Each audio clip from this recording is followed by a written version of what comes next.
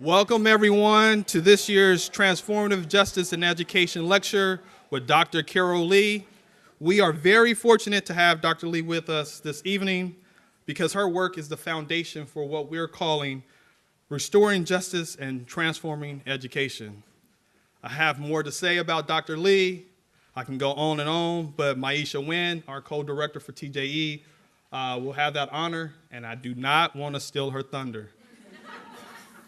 My name is Torie Wynn. I am the co-director for TJE. And to begin this evening, I would like to express our gratitude to both individuals and organizations. First, thank you all for coming out this evening. You could have been home watching Scandal or at the bar watching the game, or if you are a college student hanging out because it's Thursday and the weekend has started, right? So just thank you for coming out this evening. The fact that you are here on this Thursday evening gives us hope because we are in some turbulent and unsettling times. TJE would also like to thank Lauren and Brooke. Lauren is back there, and our TJE volunteers, because over the past year, they have helped us prepare for this day and for this 3-day weekend convening. So thank you for your support, Lauren and Brooke and the TJE volunteers. We would like to thank our co-sponsors, the Graduate Group in Education. I saw Lee in here earlier. Thank you, Lee, for your support and our growing partnership. Lastly, we would like to thank the School of Education for supporting and housing TJE. TJE is not even a year old, but because of the support from the School of Education, this event has been made possible, and we are off to a great start. So thank you, School of Education. In addition to our thank yous, TJE, along with the School of Education, UC Davis, and the Sacramento region, would like to welcome 20+ scholars and educators joining us this evening in the next couple of days. They are here to participate in a convening that we have called and entitled Toward a Restorative Justice Teacher Education, which is sponsored by the Spencer Foundation. The purpose of this focused symposium of intergenerational scholars is to engage in a dialogue about how to best prepare our teachers to disrupt educational inequality through their pedagogical stances in the classroom, including mindset, curricular choices, and classroom culture and climate. Using the concept of a peaceable classroom, this convening will be driven by the question that drove Mary O'Reilly and her colleagues at the height of the Vietnam War when they grappled with how can we teach, and I'm adding these words, English, social studies, math, and science in a way that people stop killing. And I add bullying, harassment, dehumanizing, colonizing, marginalizing, racializing. So welcome to the scholars and educators. Welcome.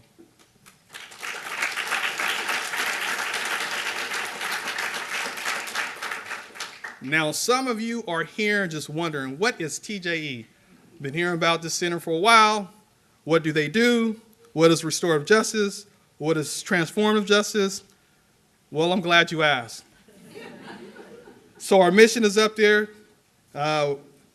Our mission is to serve practitioners and researchers committed to disrupting racial inequities and social injustice in education by creating restorative, humanizing, justice-seeking, teaching and learning communities.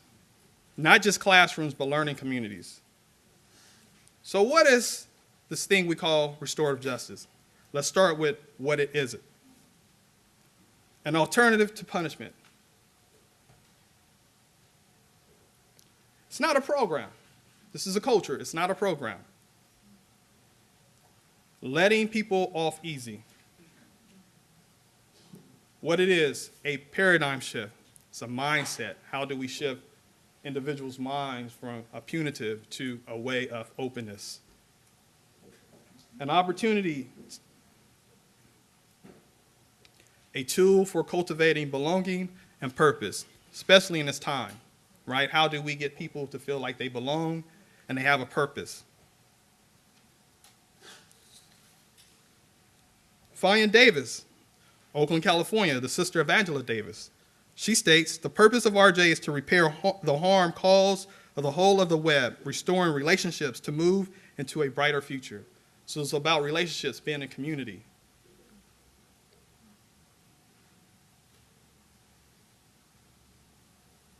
What about transformative justice? The best way to describe this work is to quote Howard Zinn, a transformative approach to justice that not only addresses individual wrongdoing, but addresses the harms and obligations inherent in social, economic, and political systems. TJE is aiming to get to the root cause while we intentionally build relationships and start community. This is one of my favorite charts and graphs. This is our pedagogical stance. We have 4 of ways we engage with restorative justice in education. History matters. Let's acknowledge history and let's explore history, right? Race matters. Can I say race in here? We're at a time where you can say race and racism and white supremacy. CNN speaks and talks about it all the time. A year ago, you can say that. So race matters. Justice matters, right? Everyone is talking about justice. Justice matters. And of course, language matters, the words we use. What do we do at TJE? We do a whole lot, but let me just get to the point. We're an intellectual home for classroom teachers and restorative justice practitioners who are seeking ways to create and sustain a restorative justice culture and teaching and learning communities. We train teachers and pre-service teachers across content areas and restorative justice practices. We use this term, restorative justice teacher education, which we include circle keeper facilitations and restorative justice discourse. Those are conversations about race, gender, class, all the isms. So how can we talk about these issues in a group so we can move forward? And we support undergraduates. So I look out today, there's a lot of undergraduates. So if you're interested in education, justice, look us up. TJE, we support your research, we provide opportunities, and graduate students as well. Finally, technical assistance to universities. We saw what happened in Charlottesville, right? UC Berkeley, everything is happening. It's just not this year, it's been going on for a while. How can we be proactive and not be reactive? So TJE, we want to provide technical assistance to universities across this country and start these conversations and trainings around restorative justice. In addition to trainings and research supporting students and technical assistance, we also have our practitioner in residence, Roger Viet Chung will be our first one. Where's Roger?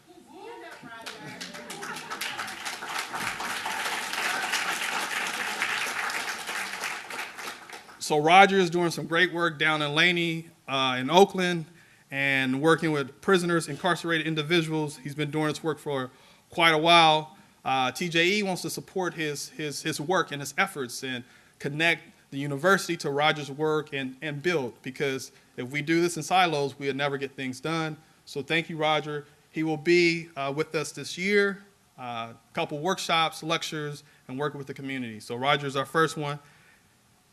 And Dr. Carol Lee. So we also have lectures. We want to connect with the undergrads and the universities and researchers and introduce these great universities to people on the outside, but we also want to connect the outside with UC Davis. So we have author community workshop that takes place in Oak Park every year. As I mentioned earlier, none of this would be possible without the support of the School of Education. The mission of the School of Education is to eliminate educational inequities. This mission is the very reason our new dean, Lauren Lustrum, accepted the job.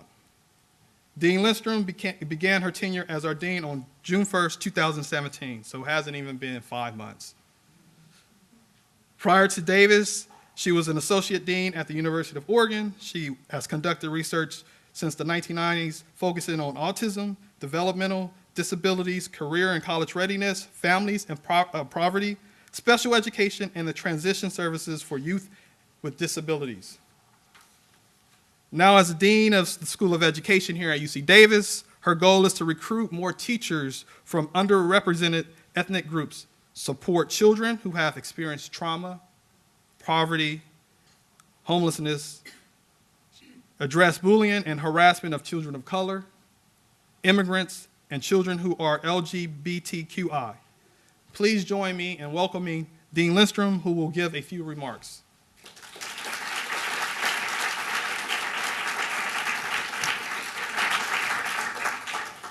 Thank you so much. It's a pleasure to be here, and I just want to add my words of welcome to the scholars who came to join us from around the country and the UC Davis faculty, staff. I'm really pleased that we can gather together and address transformative justice and be together in that mission this evening.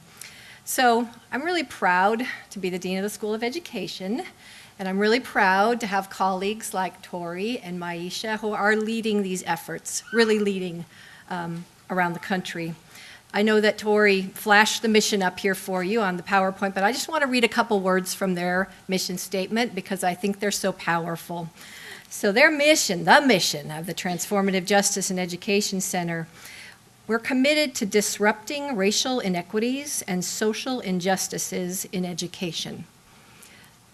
Those are strong words, and we believe in them. And I also want you to know that those words and that mission exemplifies our entire School of Education. We are focused on social justice. We are focused on providing opportunities to those who have been marginalized and developing partnerships to be able to do that work in the real world.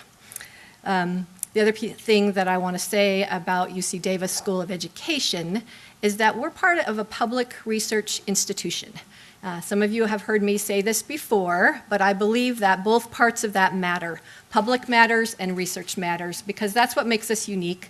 We have the best minds working on pressing problems of racism, of bullying, of immigration, all of those issues that face us, poverty. I could go on here, but we're thinking about challenging issues in the world in a deep way, and we're translating that. We do that work for the public good, so it's research for the public good, and transformative justice in education is the perfect example of that.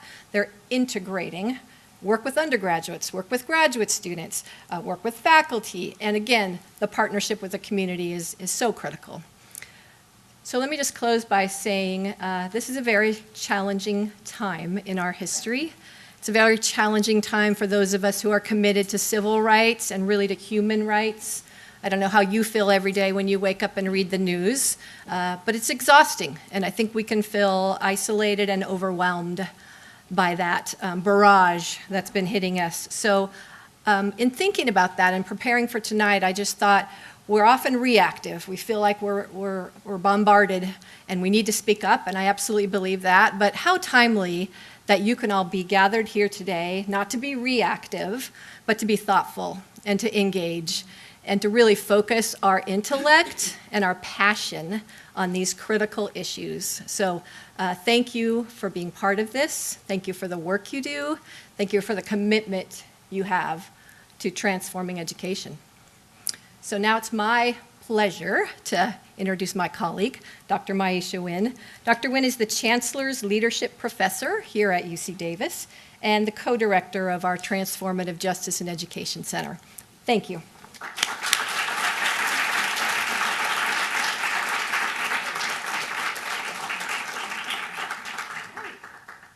So great to see all of your beautiful faces, and it feels good to be seen by you.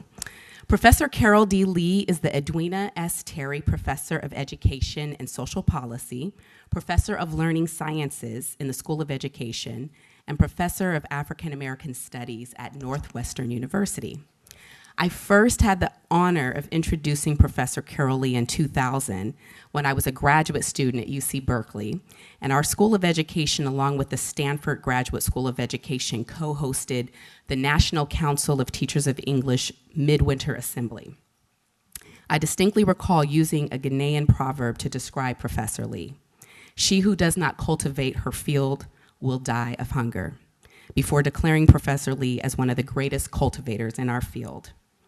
This remains true. As our children and youth continue to be denied robust and rigorous learning opportunities, Professor Lee has challenged us to consider the resources and ingenuity these young people have so that we can create scaffolds to the kinds of learning tasks that are salient to mathematics, science, social studies, and language arts. In fact, when I first saw Professor Lee present, she shared some of her research video filmed in a classroom on the south side of Chicago that served African American students who happened to be speakers of African American vernacular English. These young people had just finished reading Toni Morrison's Beloved and were excited to discuss whether or not Setha had the right to take the life of her own child, who she did not want to see go back into the system of slavery. The students were acting out parts of the book. They were standing up. They were talking to each other without a teacher calling on hands. Activities you would see and hear when people are authentically engaged in reading. Professor Lee discussed how many educators would have found the scene chaotic. Students were not in their desks. They were not engaged in turn-taking. They were too animated, too excited, too worked up. And when educators use these limited lenses, they miss the opportunity to really hear our young people process how they make sense of literature and engage in literary reasoning. While I could go on about the countless publications that Professor Lee has and all of her accolades, indeed she is the past president of the American Educational Research Association, she's an AERA fellow and a member of the National Academy of Education, I think it's critical to acknowledge that she has been engaged in the struggle for equity and access in education long before she was a professor in the academy, and certainly before scholars uttered the words social justice or cultural relevance. It was the year 1969, and Carol Lee, known in her community as Safisha Matabuti, along with her husband, Dr. Haki Matabuti, an architect of the Black Arts Movement, Soyini Walton and Johari Amini, established the Institute for Positive Education, or IPE, in Chicago. Under the IPE umbrella, Professor Lee, her husband, and colleagues opened the New Concept Development Center, now known as the New Concept School, an African-centered preschool in 1974. And in addition to the New Concept School, IPE also had a food co-op, a study group and resource library for parents. They published the Black Books Bulletin. As a matter of fact, Jabari Mahiri at UC Berkeley was one of the editors of that bulletin. And I know this because IPE had a profound impact on my family, as my parents subscribed to Black Books Bulletin and used IPE as a blueprint for their Black community school, Shule Jumamose, in Sacramento's Oak Park neighborhood. Professor Lee is also the co-founder and board president of the Betty Shabazz International Charter Schools, which have 3 campuses in Chicago, serving K through 12 students. Everything that Professor Lee, her husband, and educators throughout our country did serves as a blueprint for what was referred to in the 1970s as a quote-unquote correct Black education, and one that we could all learn from in this current socio-political climate. TJE has started a tradition of asking our guests a few questions so that we can get to know them better. So I wanted to share with you some of the questions and some of the responses from Professor Lee.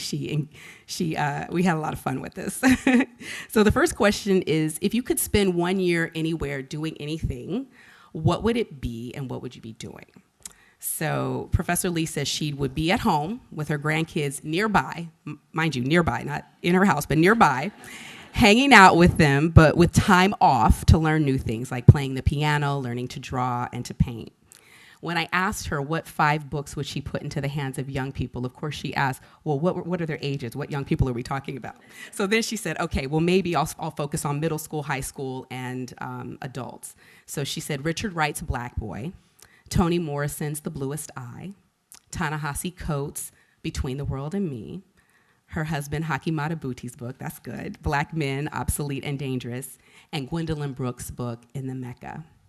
I asked her if she had a theme song. She said she doesn't, but she has several that inspire her.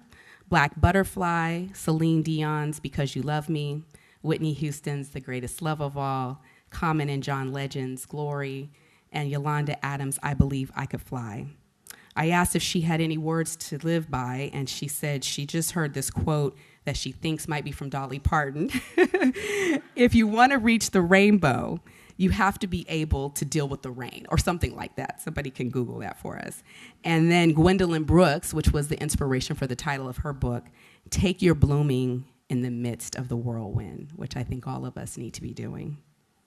But I would argue that among Professor Lee's greatest works is a legacy she has in her children and her grandchildren. Laini Nzinga Madabuti Lee, Bomani Garvey Lee, Akili Malcolm Lee, additional adult children of her husbands, Regina Alcantar, Don Patrick Shabaka Lee, Mariana Richards, and a host of grandchildren, Layla Ananya Madabuti Lee, 6 going on 7, Siomada Inez Madabuti Lee, 3, Camille James Madabuti Lee, 2.5, Aminata Richards, 7 months, she's new, and adult grandchildren, Jasmine Culpepper, Lajane Alcantar, and AJ Alcantar. Please join me again in welcoming our great, great cultivator, Carol Lee.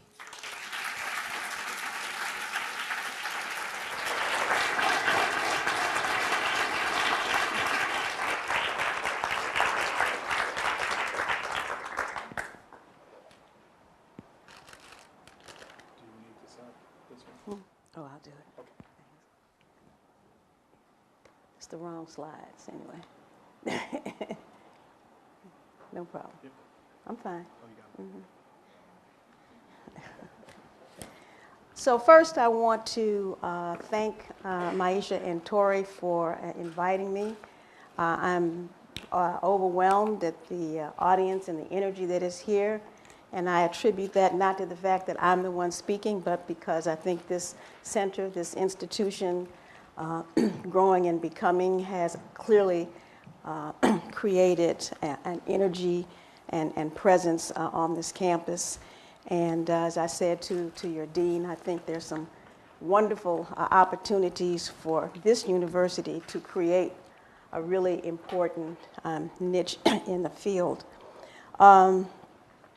What Maisha didn't say was that Obasi, her oldest son, and Layla, our 6-year-old going on 7, used to be BFFs at this Montessori school in Atlanta. So I showed him pictures of the 6-year-old and took pictures of him to take back to show her.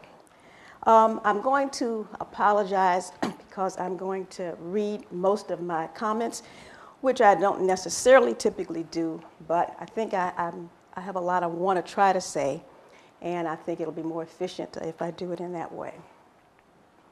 And I'm supposed to use this thing, right? Okay. All right.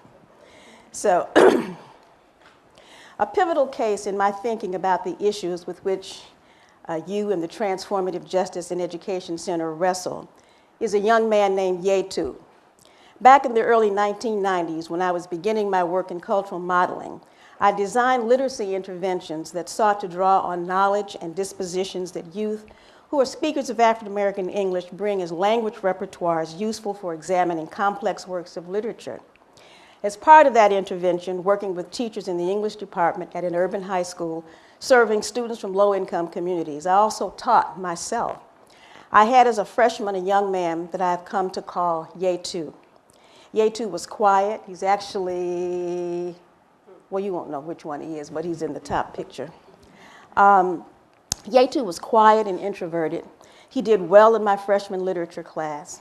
I went on some years later to write an article that focused on a claim that he made in our literature class about a story that we were reading called October Brown from a novel called Rattlebone by Maxine Clare, and the impact that claim had in fueling a rich discussion and debate.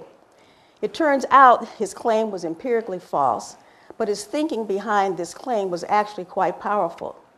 When I began to write about the experience of the whole school intervention in 2007 in the book Taking Bloom in the Midst of the Whirlwind, Language, Literacy, and Culture, I found out from notes taken by my videographer, who took it upon herself to also serve as an ethnographer, that by his sophomore year, Yetu was a father of twins.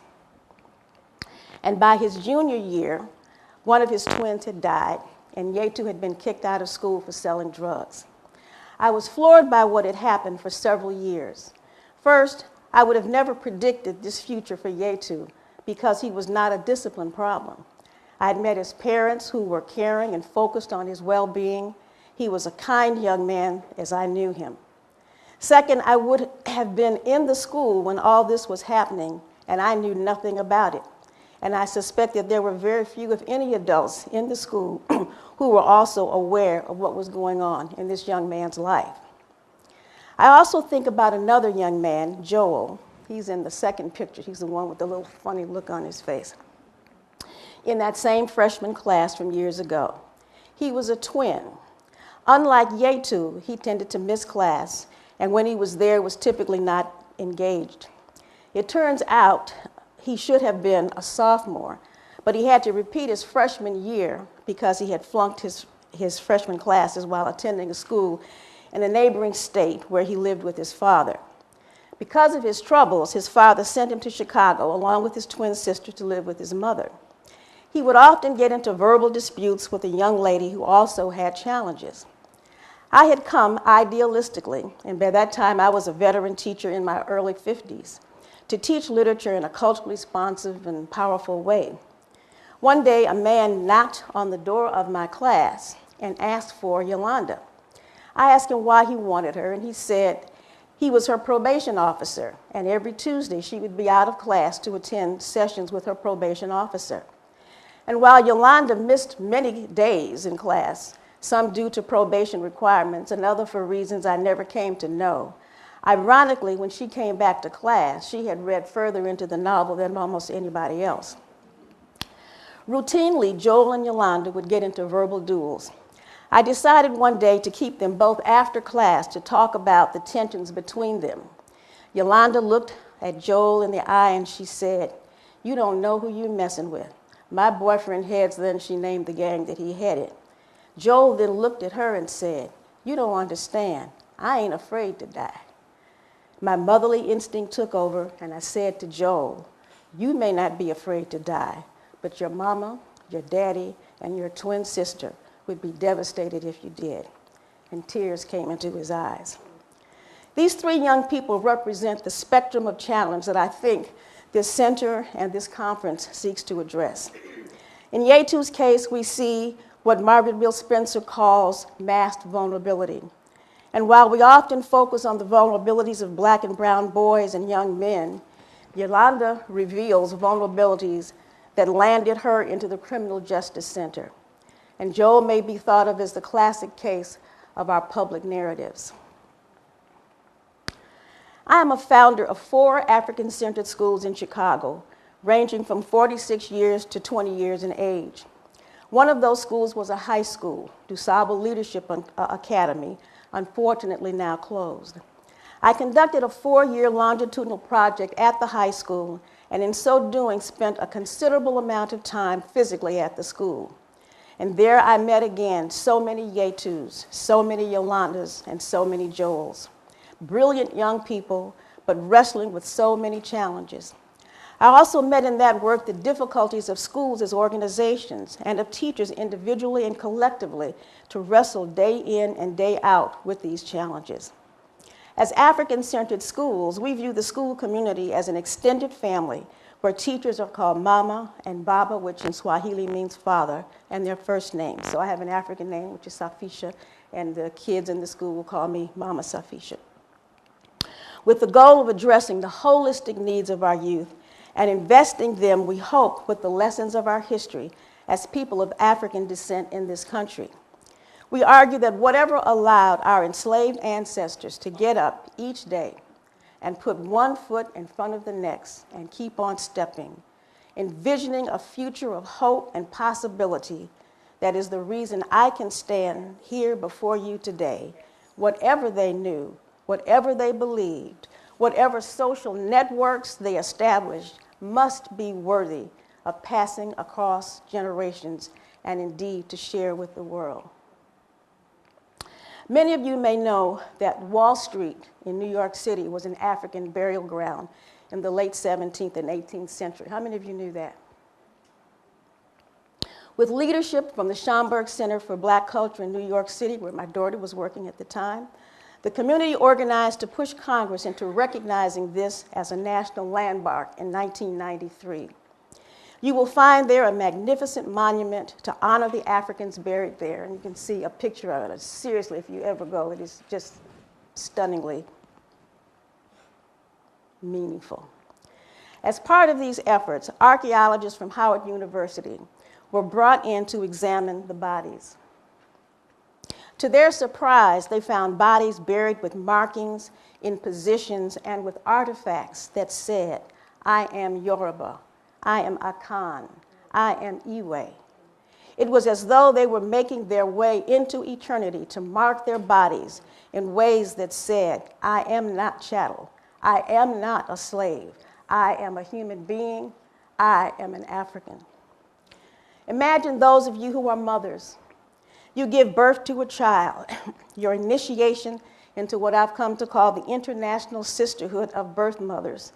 And by the time your child is 6 or 7 years old, someone who thinks he owns you, decides to sell your child as if that child were a cow or a goat. At the end of the Civil War, there are stories of Africans literally walking across the South. And every time I tell this, I begin to sort of tear up, looking, where is my mother? Where is my child? Where is my brother? Where is my husband? What resilience, what fortitude, what selfless love, a valuable resource to pass on across generations. And I might add that if you think about Steven Spielberg's project of collecting video records of survivors of the Holocaust in the Second World War, that it's the same story. That is, whatever these people knew, believed, the social relationships they developed that allowed them to just keep on staying and being resilient, obviously is knowledge, and that is worthy of being passed on across generations.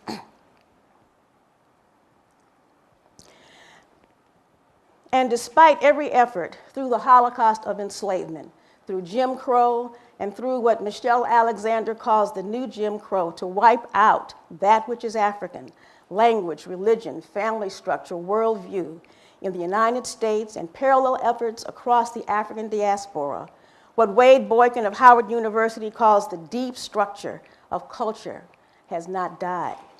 You see it in the music, and these pictures, I should add, are from Cuba, from Brazil, from South and Central America, all of which are sort of these very essential, deep cultural commitments that any place in the world you go where there's a significant population of people of African descent, you're going to find the comparability of these cultural commitments. What did this thing do? I don't need this. Okay.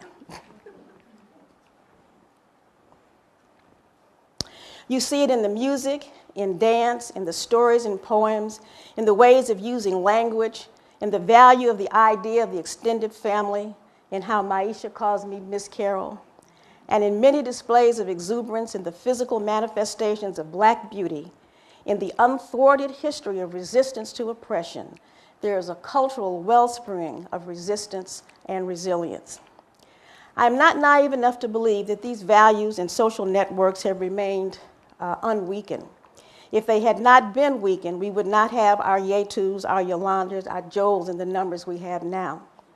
And I clearly understand that each generation must invent anew how to take up that which is passed on from prior generations and adapt it to the new challenges they face now and in the future. As the poet Khalil Gibran says, our children are not our children. They are the sons and daughters of life's longing for itself. They come through you, but not from you. And though they are with you, yet they belong not to you. You give them your love, but not your thoughts, for they have their own thoughts. You may house their bodies, but not their souls, for their souls dwell in the house of tomorrow, which you cannot visit, not even in your dreams. When I had my first child, an elder woman in the community said to me that when you become pregnant, the Creator imbues in your body a spirit that already exists. And your job is to come to know that spirit. Once that spirit takes a human form and comes out of your body, your job as a parent and all socializers is to understand that spirit. I have 3 biological children. What are they now? 38, 40, 42. I had them boom, boom, boom. People always ask me, are you pregnant again? But they're very close in age. They all went to the same school, same kind of socialization. They're 3 completely different human beings. I didn't make them that way. I just had to figure out, how do I learn how to dance with the spirit that was there?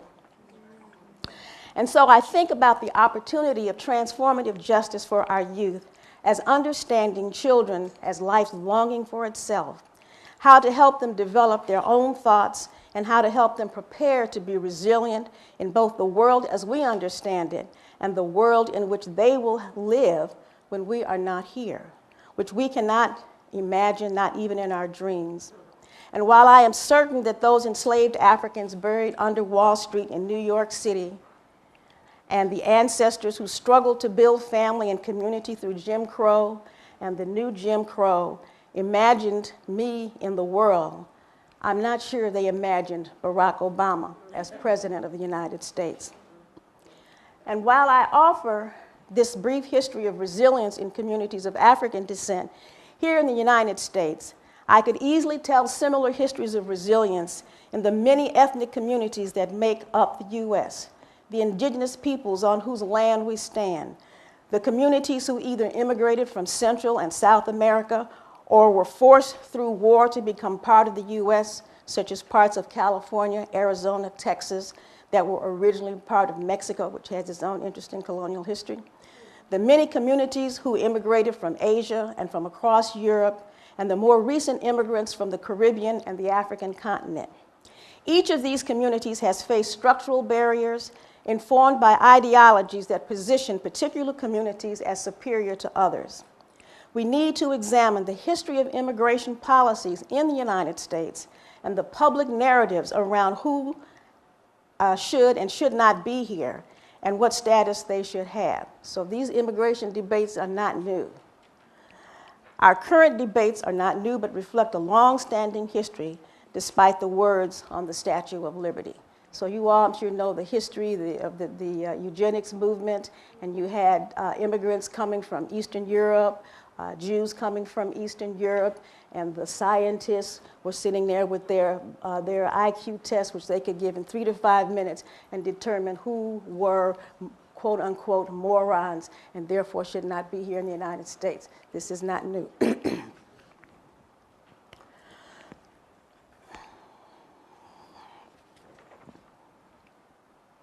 With this long introduction, then, I want to propose some underlying propositions that I think are essential in conceptualizing how we think about an agenda for transformative education.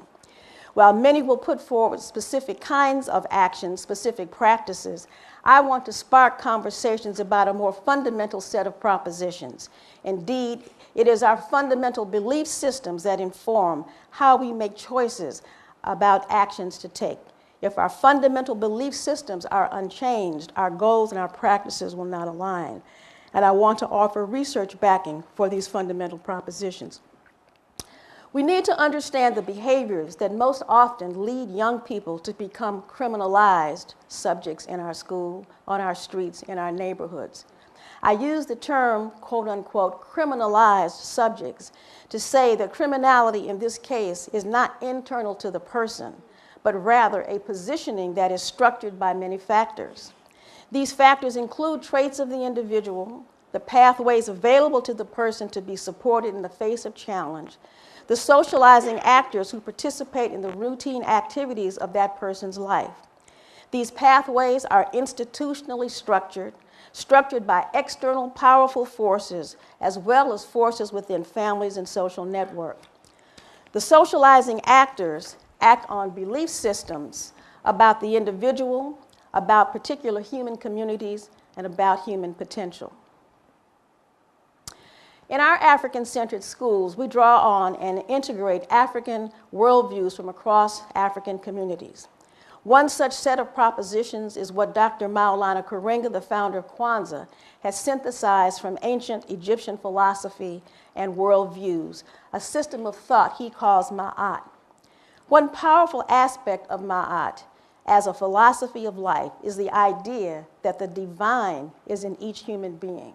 And when I make these references to divine, it's like my mother said, I'm not religious, but I'm spiritual. I don't go to church, but I believe that I'm a spiritual being. I believe that there cannot be such magnificent order in the universe without some underlying coherence, some underlying unity. What it is, where it comes from, I don't know, but I know it's there.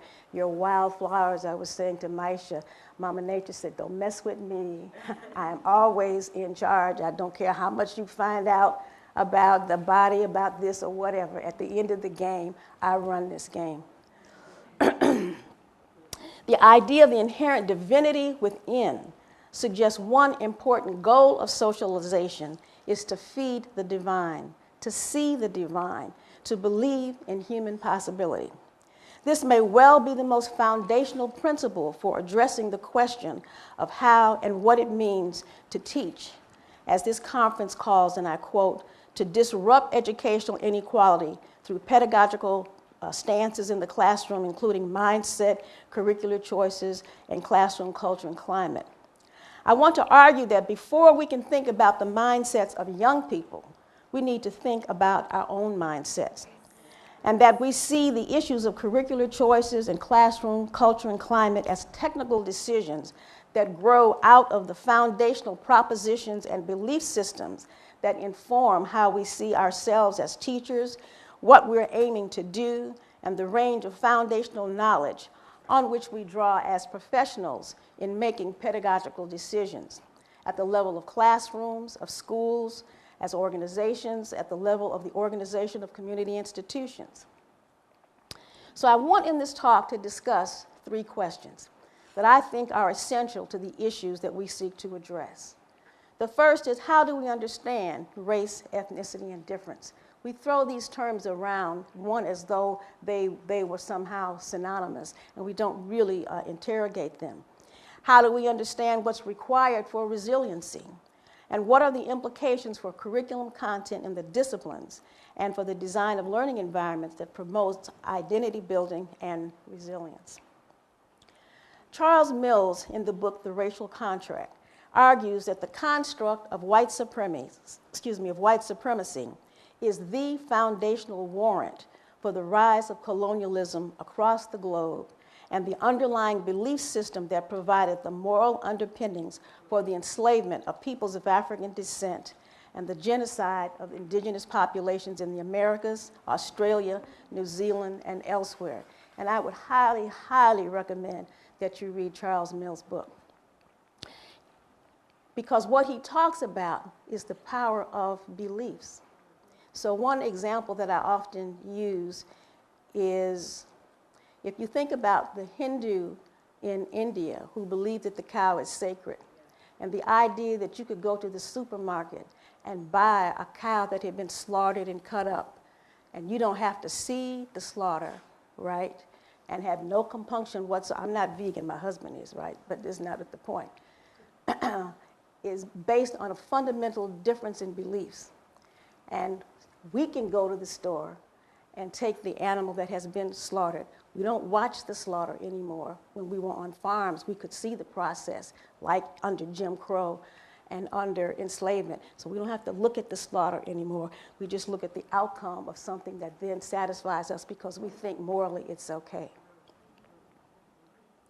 It is a belief system that he says allows for a kind of schizophrenia where someone like Thomas Jefferson can write in the Declaration of Independence, did I do that? Yeah.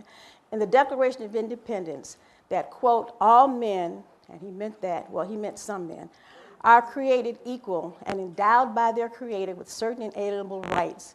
Among these are the right to life, liberty, and happiness, and then go home to rule over others he did not consider fully human, who he thought he owned, as he owned cattle and sheep. That's schizophrenia. It's a belief system that allows you to, about how you define morality, which based on your assumptions about who in fact has inalienable rights. It is precisely the schizophrenia of this founding history of the U.S. that we have never fully reconciled, that is not part of the story we tell ourselves of who we are. It is a great irony, a great complexity to wrestle with, that the United States represents perhaps the most profound experiment in democratic governance in the history of humankind, yet born on the back of two, not one, but two Holocausts. And because these beliefs about inherent hierarchies of human beings are so deeply ingrained into the ethos of the country, they individually spill over into our policies and practices, even when we evolve to a point, post-Jim Crow, where it is no longer politically correct to articulate such distinctions between human communities as natural and inherent. And so I would argue that one essential ingredient of helping young people to be resilient, all young people in this country, is to help them to interrogate the history, to interrogate the construct of race and its complexities, not in simplistic, politically correct ways, but rather to really wrestle with its complexities. I will speak more about this later when I talk about curricular implications.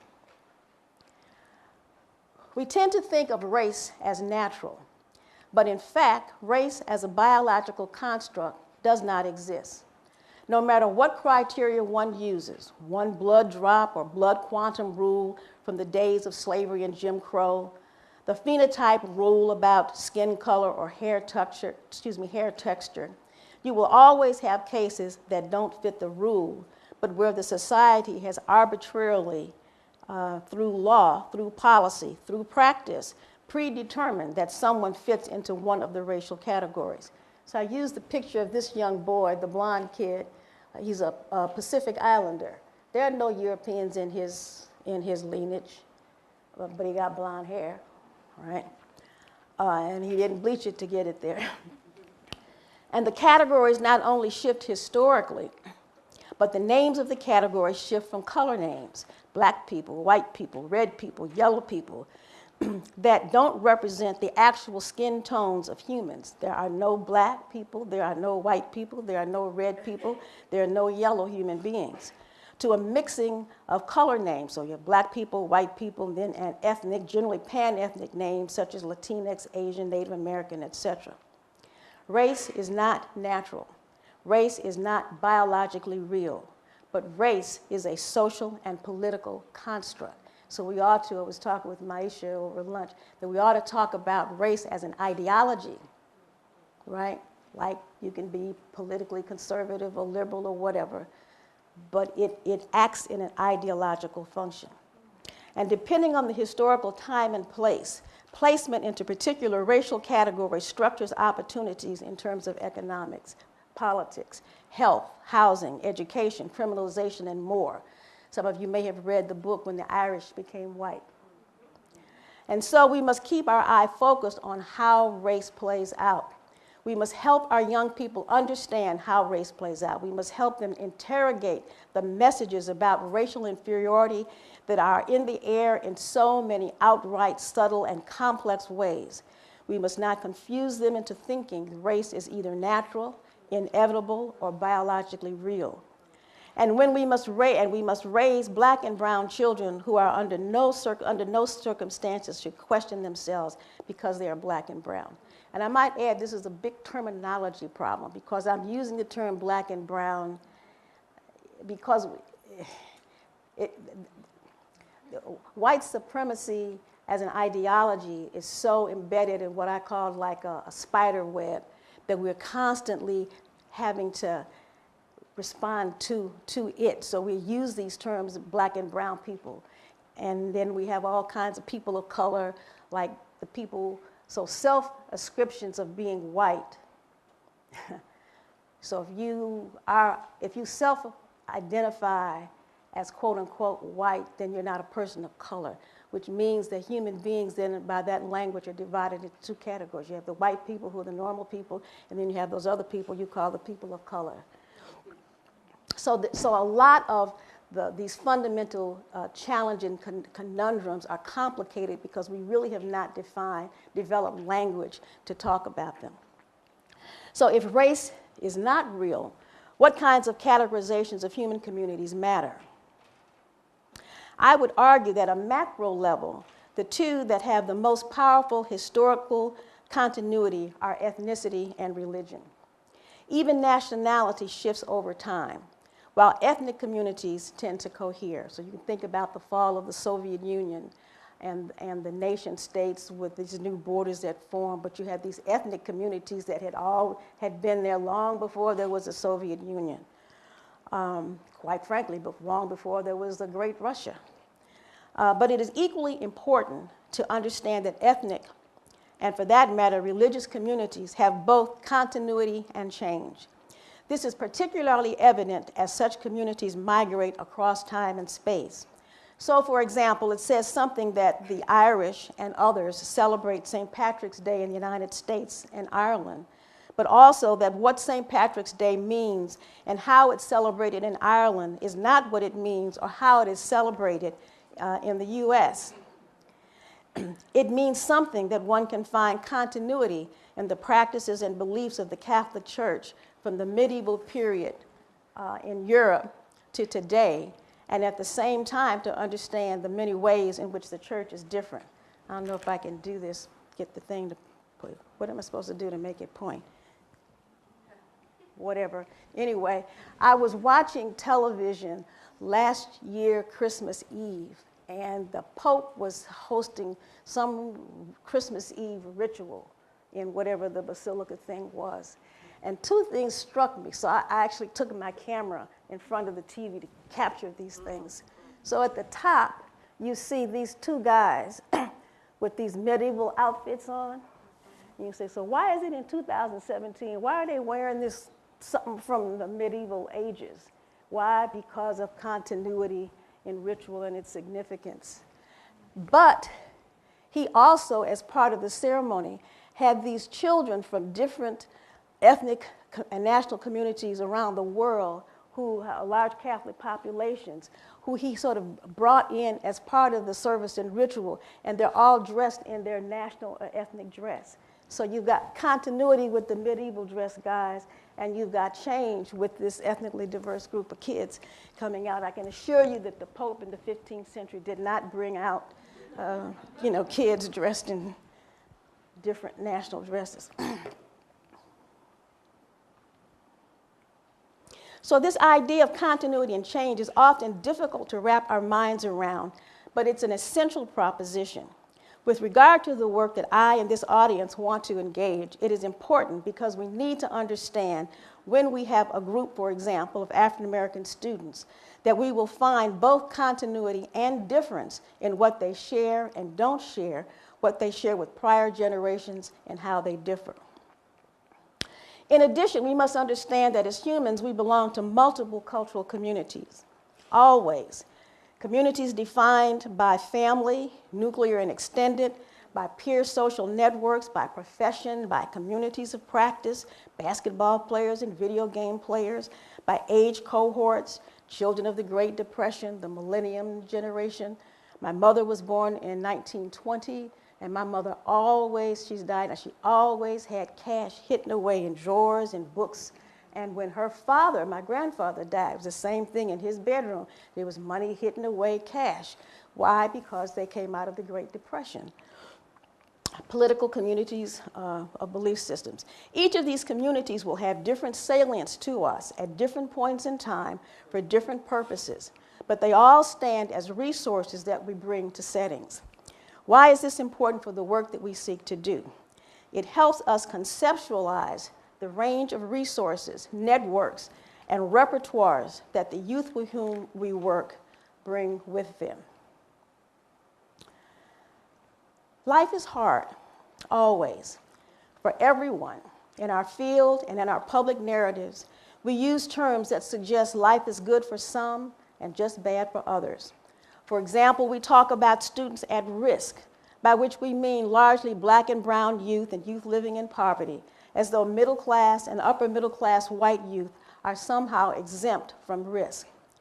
Both the shootings at Columbine in 1999 and more recently the terrible shooting at Sandy Hook let us know that, as my colleague Margaret Bill Spencer always says, to be human is to be at risk.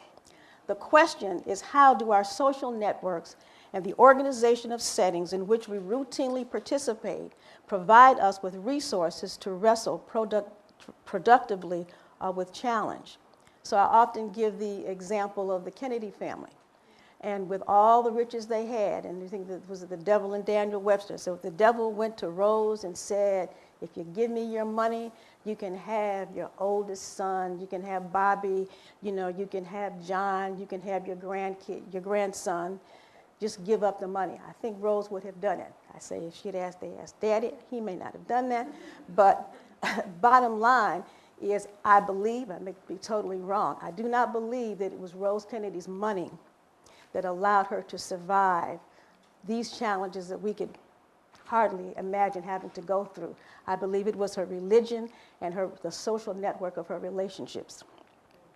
All youth and people with whom we work and live experience challenge. It is just the case that the youth who end up in situations for which restorative justice efforts are important experience more sustained risk, indeed often sustained risks that are traumatic.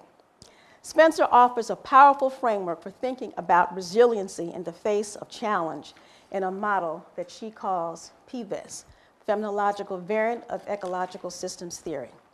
Fundamentally, she argues that resiliency is an outgrowth of the following factors that influence life course outcomes, outcomes that can and do shift across the life course from childhood to adolescence to adulthood to elderhood.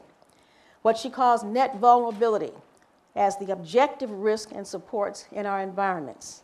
Net stress, how we experience such vulnerabilities as an outgrowth of the relationships of risk and support to the nature of the challenges we face. So going back to the example I had given of people of African descent under the Holocaust, what we call the Holocaust of enslavement.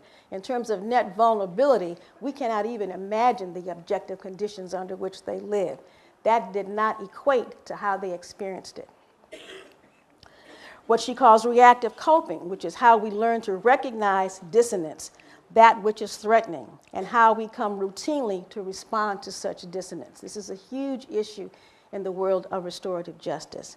And then what she calls emergent identity, ways we learn to cope in the moment and across time to challenge that become internalized as part of who we see ourselves. So I'd argue again, particularly because so much of my work is in high school, that kids like Joel, for example, have had a history, in his case, of 9 years of school as a place of failure, which means it's a threatening place, which means he had developed a very acute sense that it didn't take a whole lot. It just took the right point, the right tone of voice, or the right sort of look in your eye, and he recognized what this was about and fulfilled his ego needs by saying, I'm not immersing myself in that.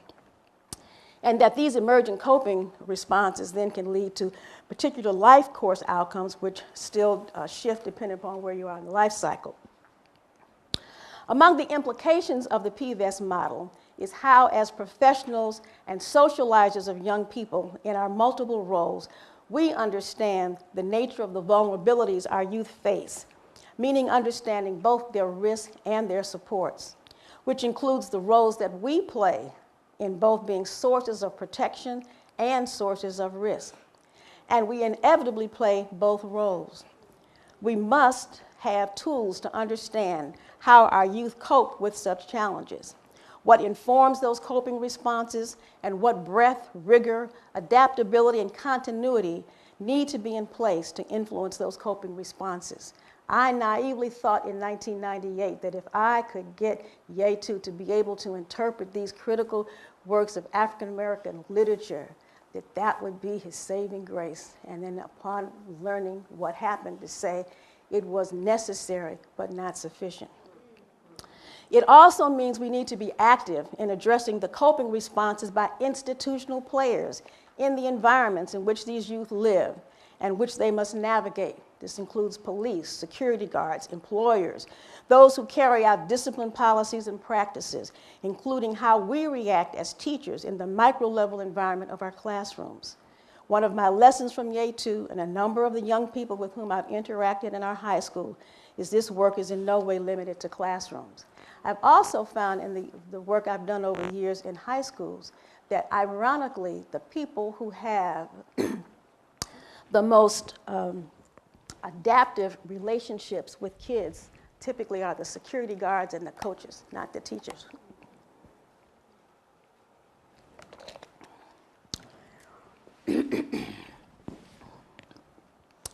Research across a number of fields, human development, around topics including identity, motivation, self-efficacy, and resilience, work in the neurosciences, addressing physiological processes that underlie perceptions and behaviors with particular focus on how our brains function in interacting and influencing reactions and related physiological systems from psychology, cognitive psychology, social psychology, and the learning sciences, taking up implications from across these fields for the design of learning environments. If these fields converge to support the idea that evolution has come to privilege the following as generators and motivators of human goals and actions.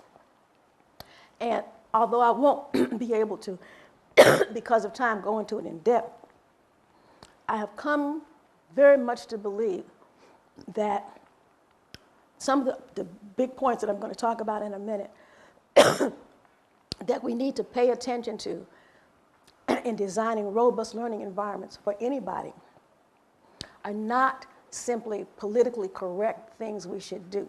We should pay attention to relationships and all, because it's a good thing to do for the colored and the poor kids.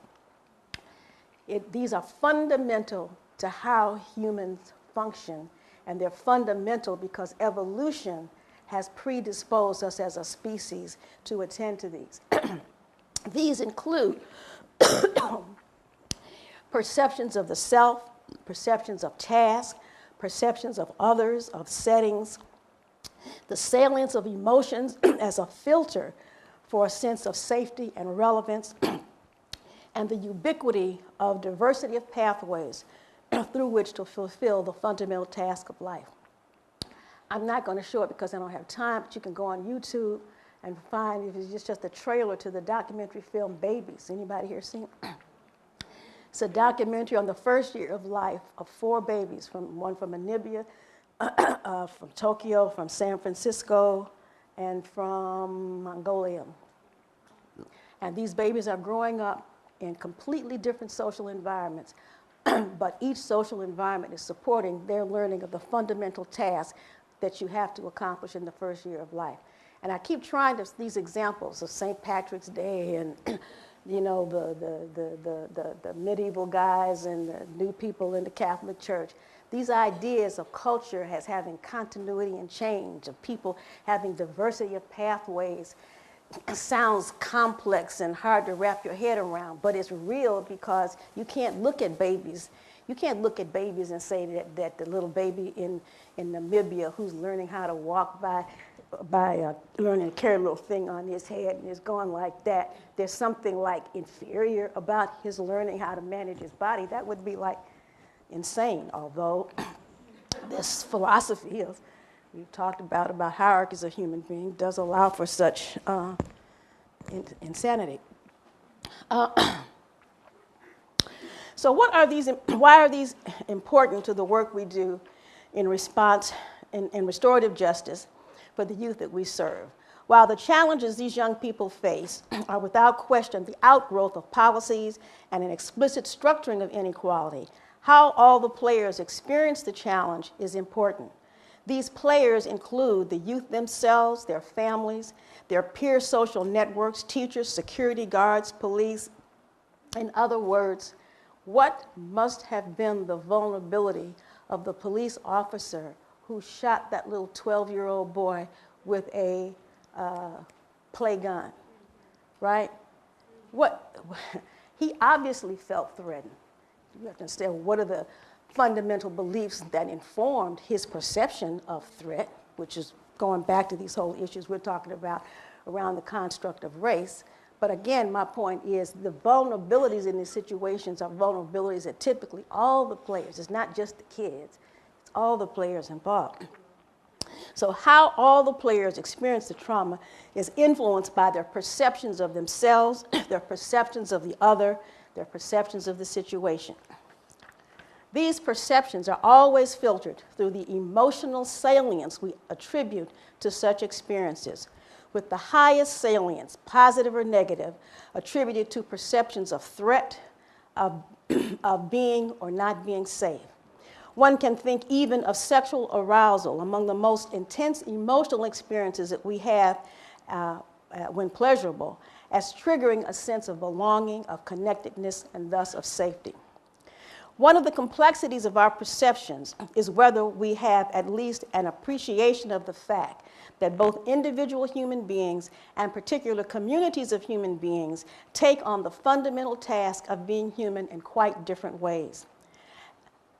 At the level of individual personality, as well as at the level of communal practices, we demonstrate wide variation in what emotions we show or do not show, how we show them, the criteria we use to evaluate the internal states of others. What does that look mean? What does that tone of voice mean? What does that body language imply? And I emphasize here that I'm not talking, again, simply about the youth, but equally important about all the players in a given scenario.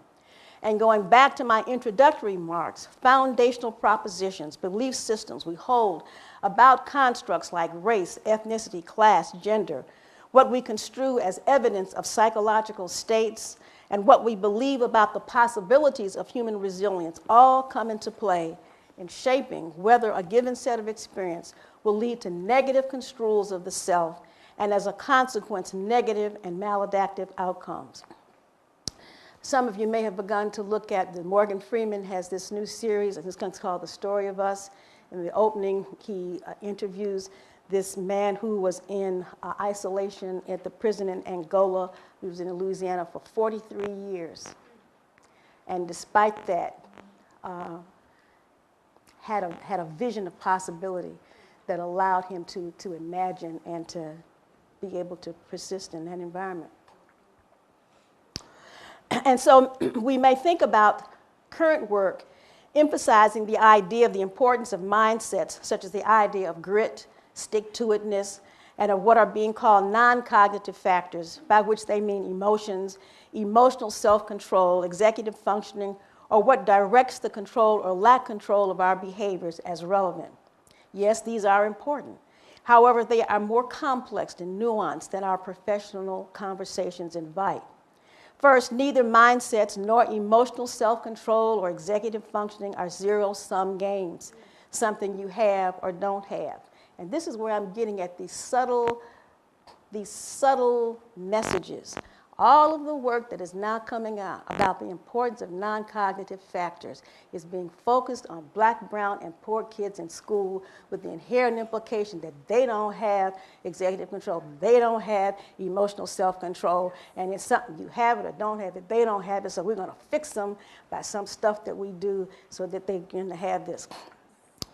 But they are context specific and are always influenced by where in the life course one is. So when my little young Xiomara talking about there, she's into the no stage, a little 3-year-old grandbaby. I don't remember my babies having this no stage. Maybe they did, but I don't remember. She said, no. What did it? No. You love your mama? No. You love your nana? No. But I think by the time she's 7 or 8, I don't think she'll be doing the no. But the fact that she's 3, I can understand it. The young people with whom you work who are experiencing trauma have grit in some circumstances and not in others, just like you and I have grit in some circumstances and not in others.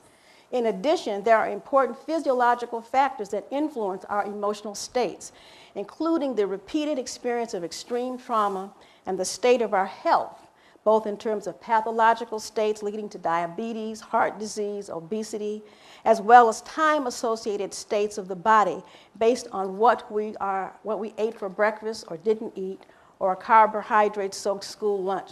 So I was working in the high school we were in a shared building with other Chicago public schools, and we couldn't serve what we normally do as vegetarian lunches. And I would go down and I realized they were giving the kids, they had pizza, nachos, and French fries for lunch. So they would be cool in the morning, and then after they ate the nachos, they were like off the wall. Luckily, these physiological influences on emotional states can actually pretty directly be impacted by policy and practices that in fact are within our purview to address. Having health professionals in schools, rethinking school lunches and breakfasts, opportunities for physical exercise and release as part of the school day.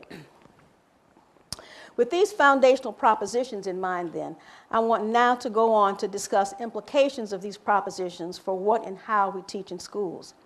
Based on the goals of this conference, I want to address these implications both in terms of broad principles, but also in terms of what they mean for teaching in the core academic content areas or discipline, the study of literature, of history, the social studies, mathematics, and science. Very often, as we think and talk about restorative justice aimed at transformative ends, we do not address in explicit ways what such goals mean for the content and structure of instruction. Among the most basic implications for the content and structure of instruction are the following. That robust instruction positions the learner as competent. Why? Because evolution is not disposed for human species to survive to want to feel that they cannot accomplish things. Because we live in a physical environment like your wildfires out there. But if the species is going to survive, you got to feel like you can deal with it. To anticipate sources of vulnerability, to examine and scaffold resources that the learner brings. Big thing in cognitive science, prior knowledge matters, except in the ways in which we typically talk about it now is some prior knowledge matters and others doesn't. Make public the social good and utility of knowledge. So I always get, my husband is a writer. Our oldest child, my daughter, loves to read. She's not into the math thing. She was in algebra in high school with her, chutzpah. She asked the algebra teacher what was the point of this, and he did not have an answer, so she responded accordingly, which was, I don't need to be engaged with this. It has no function for me. Making problem solving explicit in public, provide supports as learners are engaged in complex problem solving, provide expansive opportunities and remain adaptive and dynamic. These principles cannot be addressed with cookie-cutter solutions, those most often promoted in the commercial curricula used in schools, particularly in schools where the majority of students are Black, brown, and poor. They require an expansive professional knowledge repertoire for teachers and for administrators, and at least some appreciation of the breadth and complexity of such professional knowledge by district leaders. Such knowledge minimally includes knowledge of child and adolescent development, including understanding what contributes to identity development along multiple dimensions, motivation and resilience, including understanding student resistance, not as an inevitable internalized trait of the child, but rather as an invitation for adults to appropriately read the underlying causes of such resistance. For example, no student comes to school with the explicit purpose of failing. Understanding cultural variation in such development, understanding cognition or how people learn, including variation in how people learn.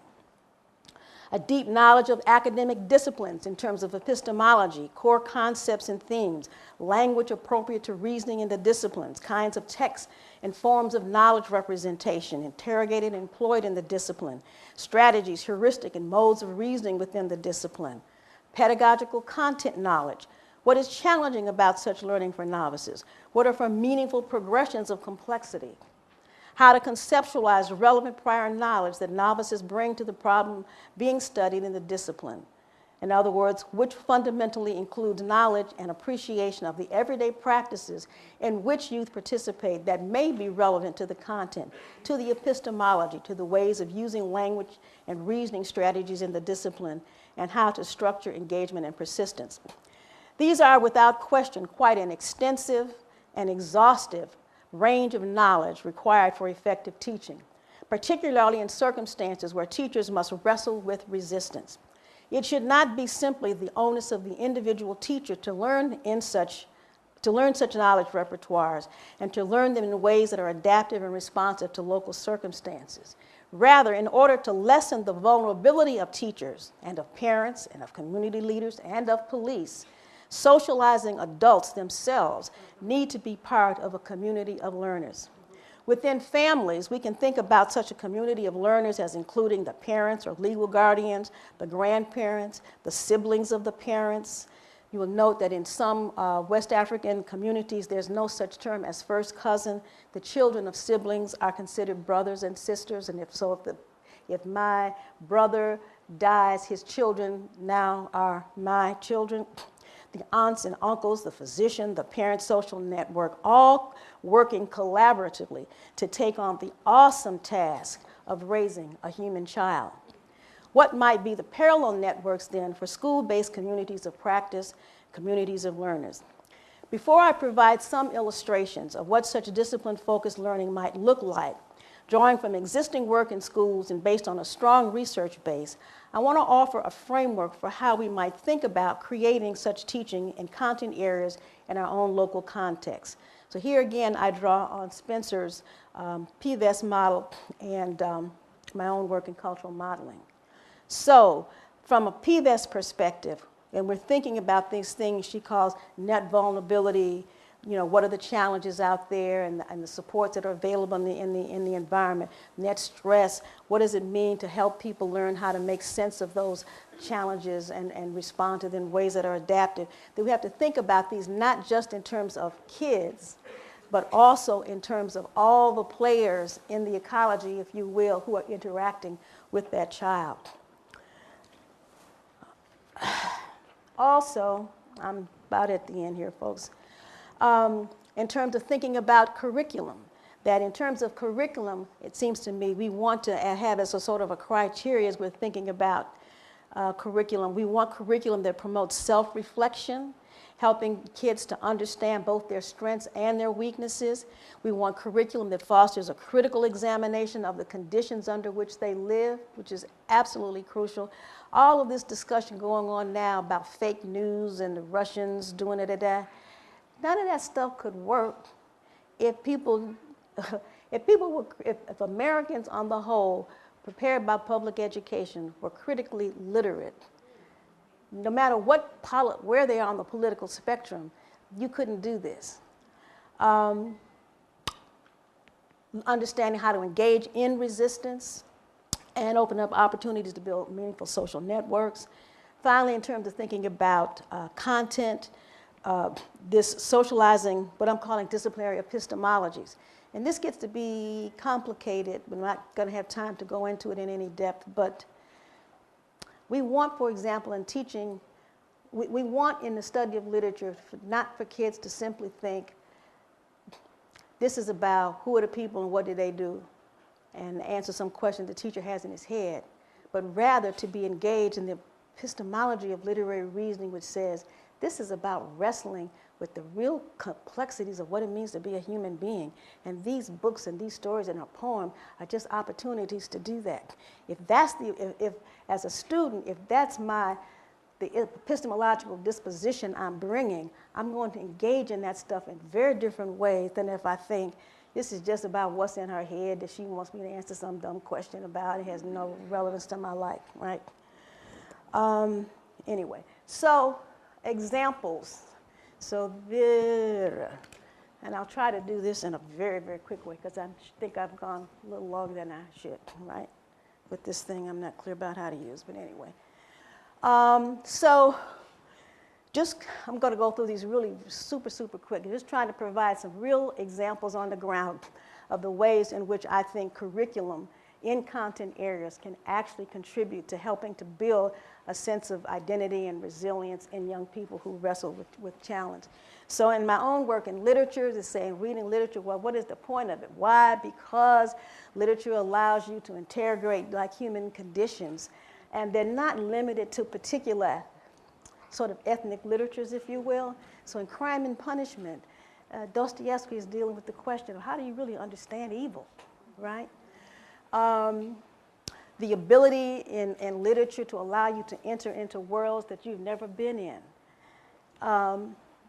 what we've tried to do in our work in cultural modeling is to think about this. Like I said, I started with Yetu, so if I just go into the classroom, work with the English department, everything will be okay.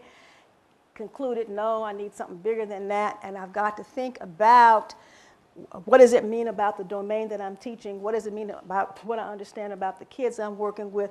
What does it mean about my understanding the teachers who are engaging, with this work? And what does it mean to think about the school as an organization?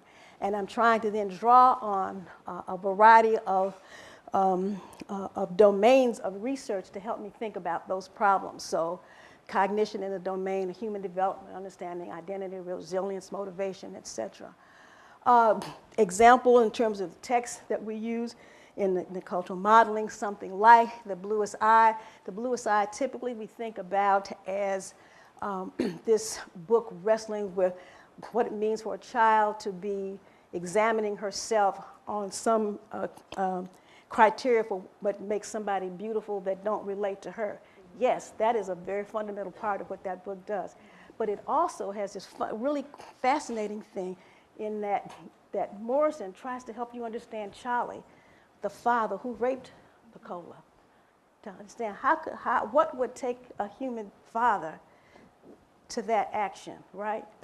Or in Native Son, what happens to a dream deferred, right? Let's skip that. Then in the Algebra Project, very powerful project founded by Robert Moses, who was one of the founders of SNCC. And the power of the Algebra Project, in part one, is built on this sort of powerful model of what's a fundamental problem in kids' transition from arithmetic to algebra, understanding that numbers in terms of algebra represent more than quantities. They have other dimensions to it, so he's getting deep down into the discipline. He's helping kids to draw analogies about navigating on an urban transit system and these sort of algebraic problems. But he also has kids engaged in work to say, we're going to use the mathematics to build community. So I remember some years ago at AERA, Bob had a group of kids from Jackson, Mississippi, who were presenting at AERA. And they got up and said that they were like juniors or seniors. They said that it was in a small high school, Jackson, Mississippi, that the freshman algebra teacher was having a baby. And they knew that when that algebra teacher left in the middle of the semester, that whoever came in wasn't going to be that good. So they went in and started teaching the class themselves. Right? I won't go into all that. But just to say that one of the other, language was one of your dimensions of the issues you all dealt with. One of the powerful things that they do in this algebra project is to work with kids moving from the experience of going on the transit system to using everyday language to talk about, I started at point A, I want to get to point Z, I have to go this many steps in this direction, and then as a scaffold to getting into the mathematical or algebraic forms of representation, right? So he's not losing the discipline in trying to do this, if you will, equity work. Then this work in indigenous knowledge systems. Very powerful work going on by Megan Bang, University of Washington, Dr. Anana Marin, Doug Medina at Northwestern, where it's a really powerful argument that in indigenous communities, in this case, they use as an example working with a Menominee in Wisconsin, which doesn't mean because you have a family heritage of belonging to a particular tribal community that you subscribe to this, because if you grew up in Chicago or you never did it, whatever. But the Menominee are known across the world for their ability to sustain the forest ecology.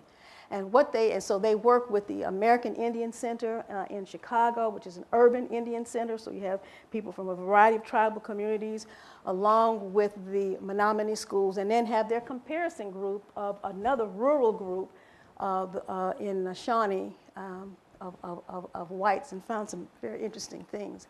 And the fundamental argument, again, I'm not going to go into this in any detail, is that the belief in these communities that there is not a hierarchy among living things, that human beings are not at the top of the hierarchy, that human beings are in an interdependent dialogical relationship with all the other elements of the natural environment. And so when they would ask these kids, and so they engage them in these practices, and they build curriculum, and they build curriculum with elders. So at the American Indian Center, they've got elders and young people and people from the university who are sitting and building this curriculum. So it's not they're coming in telling the people, what to do or whatever. But they'll talk about, with the children, with the gardens and stuff, about my brother, the plant, right? And when they would give these tasks to these children, where they would ask them to talk about relationships between them and the natural world, the kids were more likely to talk about people being like animals as opposed to people being above animals. And then finally, this is the end of this, the Stanford History Project, Sam Weinberg. He's got some very powerful curriculum in there. And one of the things that he's working on right now that's very relevant to the things we're talking about is helping kids to engage in reasoning about civic issues online. And then I think Sam would agree with me on this, but I didn't run this by him. But things that I think are central in terms of history being very central to this work is that we have to have, so Amy Gutman in a book called Democratic Education, I think makes a very powerful argument. She says that it is only in public education that we can socialize children to engage in civic debate in preparation for citizenship as adults. You can't make families do it, you can't make churches do it, you can't make community organizations do it.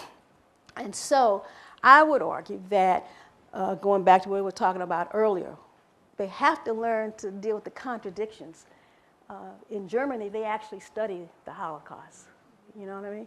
They have, you saw Michael Moore's film, they have, this is one of this town he was in, and they have little things in the ground where people are walking over, and it's the name of somebody, of a Jewish person who was killed in those camps, which means you can't walk through the town without recognizing this is part of your history. Understanding the recurring conundrums around rights.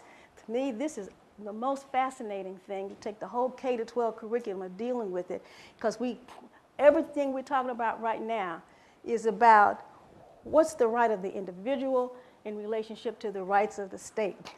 What are the differences in what the local government can do? So what's his name in the Justice Department is telling Chicago, we're going to take your money away if you don't deal with letting the whatever they are come in, And so that's a question. Who does Chicago have the right, or do the feds have the right? And then across the levels of government in this country, understanding how the government operates, right? So we have politicians who say things to us. The Democrats do it.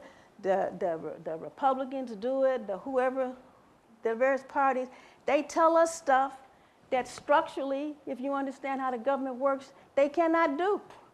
And people believe them when they say it. Why? Because we don't know how it works. The history of political resistance, we have to understand how people have struggled, and the history of oppression, looking at, as I said earlier, current issues around health and immigration. These things are not new. So that's my sort of takeaway. This case of this little boy, Mikhail, is he's a Yetu case, right? And his teacher, Miss Ring, is caught up in the whole thing. That if we bring what I'm calling this risk resilience model of saying, despite the difficulties these young people are facing, the teachers, whomever they are, if we have the adequate supports, and in fact, it's the relationship between risk and support that matters for outcomes, and the need to create environments for teachers, parents, all the people impacting kids, to have communities of learning. And so I use the house example. I don't know if it's still on anymore, where they, these brilliant doctors, they're dealing with problems, health problems for which there's no simple right or wrong answer, but that's the game that you work together to try to deal with, right? Yeah, team strategy.